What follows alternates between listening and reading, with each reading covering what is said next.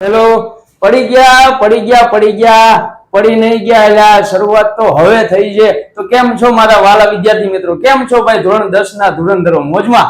તો ચાલો આજે આપણે જે વિજ્ઞાન વિષયમાં ચેપ્ટર નંબર 1 કે જેનું નામ છે રાસાયણિક પ્રક્રિયાઓ અને સમીકરણો કે જેની ઉપર આપણે જે બાકાજીકી બોલાઈ દેવાની છે, આજ મોરે મોરો આપી દેવાનું છે આ ચેપ્ટર ને। આમાં કોઈ વસ્તુ બાકી રાખવાની આપણે નથી થતી અને એકદમ સરળ ભાષામાં, બરાબર કે એકદમ સરળ ભાષામાં આપણે આને જે સમજવાનું છે। તો એના માટે જે તમારે છેક સુધી મારી સાથે જોડાયેલું રહેવું પડશે, બરાબર છે। તો આજે હું તમને આ ટોપિકની વાત કરું એની પહેલા આપણે આપણા જીવનમાં ઘણી બધી રાસાયણિક પ્રક્રિયાઓ થતા જોઈએ છે કે જે હજી સુધી આપણને ખ્યાલ નથી બેટા, બરાબર છે।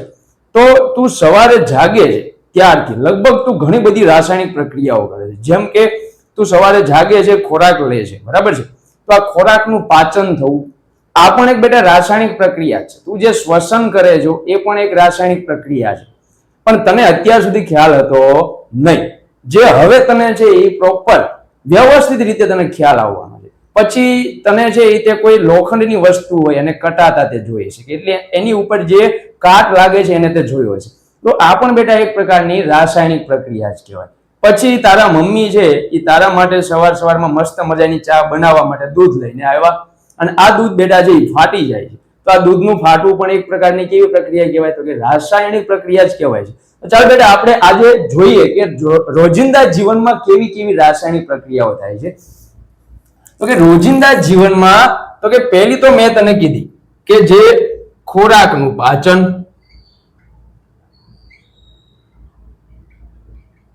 બીજી રાસાયણિક પ્રક્રિયા મેં તને કીધી કે શ્વસન, ત્રીજી રાસાયણિક પ્રક્રિયા મેં તને કીધી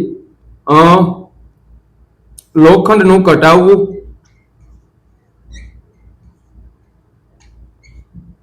ચોથી રાસાયણિક પ્રક્રિયા કે જે આપણા રોજિંદા જીવનમાં જોવા મળે છે દૂધનું ફાટવું, અને હા પાંચમી રાસાયણિક પ્રક્રિયા તને કહું આથવણ। હવે સર આ આથવણ એટલે શું છે? તો બેટા આથવણ એટલે તને એક મસ્ત મજાની વાત કરું કે કાલે સવારમાં તારે સ્કૂલે જવાનું છે, તને એમ થયું કે મમ્મી આજે મને સ્કૂલે જવાનું છે, એ દરમિયાન તું જે મને નાસ્તામાં છે એ ઢોકળા અને ઈડલી ને એવું તો બનાવી દે ને। એટલે આપણે મમ્મીને કીધું એટલે મમ્મીએ શું કર્યું કે સાંજે છે એ મસ્ત મજાનું ઢોકળા અને ઈડલી માટેનું ખીરું છે એ તારા માટે પલાળીને મૂકી દેશે કે સવારે છે એ મારો દીકરો એ મસ્ત મજાના ઢોકળા ખાઈ શકે, મસ્ત મજાની ઈડલી ખાઈ શકે એટલા માટે। તો એને છે એ ખીરું બનાવવા માટે પહેલા શું લાવવું પડશે બેટા? આથવણ લાવવું પડે। આ આથવણ છે એ ઈસ્ટ નામની ફૂગ દ્વારા, એટલે કે ઈસ્ટ પાવડર છે અથવા તો ઈસ્ટ નામની જે ફૂગ દ્વારા છે, બેક્ટેરિયા દ્વારા છે આથવણની ક્રિયા થતી હોય કે જેના લીધે આ તારા ઈડલી અને ઢોસા એકદમ છે એ સરળ રીતે પહોંચાય એવા બનશે। આથવણ પણ એક પ્રકારની રાસાયણિક પ્રક્રિયા છે કે જે તને અત્યારે હાલ ખબર પડી કે આ પણ એક પ્રકારની રાસાયણિક પ્રક્રિયા છે કે જે હું રોજિંદા જીવનમાં વારંવાર કરું છું, પણ મને તો ખ્યાલ જ નહોતો, બરાબર છે।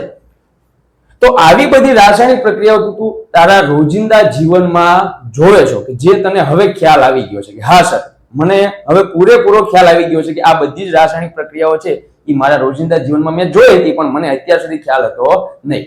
હવે બેટા તને બીજી વાત કરું કે આવી બધી રાસાયણિક પ્રક્રિયાઓ થાય છે એ દરમિયાન ઘણા બધા છે એ ફેરફારો થતા હોય। જેમ કે હું તને એક પહેલો ફેરફાર કહું કે તાપમાનમાં બદલાવ આવશે, એટલે કે તાપમાનમાં ફેરફાર, તાપમાનમાં વધારો। હવે તને એક એક્ઝામ્પલ આપું કે કોઈ બીકર છે, એ બીકરમાં તારે શું લેવાનું છે તો કે ચૂનો નાખવાનો છે, એને ફોડવાનો છે, એટલે પછી તું એને નીચે હાથ લગાવીશ ને એટલે એ ગલમ લાગે મને ગલમ લાગે, એટલે કે જે ગરમ લાગે છે, એટલે કે આ બંને વચ્ચે પ્રક્રિયા થઈ ત્યારે બંને વચ્ચે તાપમાન છે એ તો કે તાપમાનમાં ફેરફાર જોવા મળે।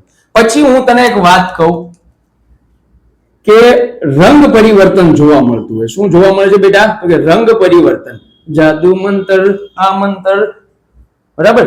તો તે આવું જોયું હશે ઘણી બધી વખત કે કોઈ પણ બે કેમિકલ્સ ને જ્યારે ભેગા કરીએ છીએ ને ત્યારે રંગમાં પરિવર્તન થાય। શરૂઆતમાં ગુલાબી હોય, ગુલાબી આંખે જો તેરી દેખી શરાબી હો ગયા એ દિલ, બરાબર। તો આ પ્રમાણે તે રંગ પરિવર્તન થતા જોયું છે કે શરૂઆતમાં ગુલાબી હોય પછી જે એ નારંગી થઈ જાય, અને જેમ આ દુનિયામાં પણ માણસો આવા જ છે બેટા, સમજાણું કે શરૂઆતમાં સારો રંગ બતાવશે પછી એના ધીમે ધીમે છે એના રંગમાં પરિવર્તન જોવા મળશે, એનો રંગ બદલશે આ દુનિયા પણ છે એ રંગ બદલે છે. તો આ કેમિકલ તો શું વસ્તુ કહેવાય બેટા? હે, તો આ કેમિકલ્સ પણ છે એ રંગ બદલે છે, એટલે કે રંગ પરિવર્તન રાસાયણિક પ્રક્રિયા દરમિયાન જોવા મળતું હોય છે. એની પછીની તને વાત કરું કે અવસ્થામાં ફેરફાર જોવા મળશે, એટલે કે શરૂઆતમાં છે એ ઘન પદાર્થ છે બેટા, અને પછી છે કોઈ બીજા અવસ્થામાં છે એ ફેરફાર લેતો હોય, એટલે કે ઘન અવસ્થા હોય શરૂઆતમાં, અને પછી છે એ પ્રવાહી અવસ્થા અથવા તો વાયુ અવસ્થા દરમિયાન છે એ જતો હોય છે, એટલે કે અવસ્થામાં છે બદલાવ આવે છે. પછી ત્રીજું તને ચોથું તને કહું કે વાયુ ઉત્પન્ન થશે. શું ઉત્પન્ન થાય છે બેટા? તો કે વાયુ ઉત્પન્ન થાય છે. હવે ઘણી બધી રાસાયણિક પ્રક્રિયાઓ એવી છે કે એ દરમિયાન છે વાયુ ઉત્પન્ન થતા હોય. હવે તને એક્ઝામ્પલ આપું આ સમજવા માટે. હવે તારે શું કરવાનું છે બેટા? અહીંયાથી ઘરે જાય ત્યારે દાબેલી વડાપાવ એક પાર્સલ કરાવીને છે એ તારા માટે લેતું જવાનું, પણ મારા માટે લાવીશ કે નહીં લાય? હું તને આટલું બધું મહેનત કરાવું છું તો મારા માટે એક મોકલાઈ દેજે મારા વાલા, મારા લાલ, બરાબર છે? તો ઘણી બધી આવી પ્રક્રિયાઓ હોય છે કે જેમાં વાયુ ઉત્પન્ન થતા હોય.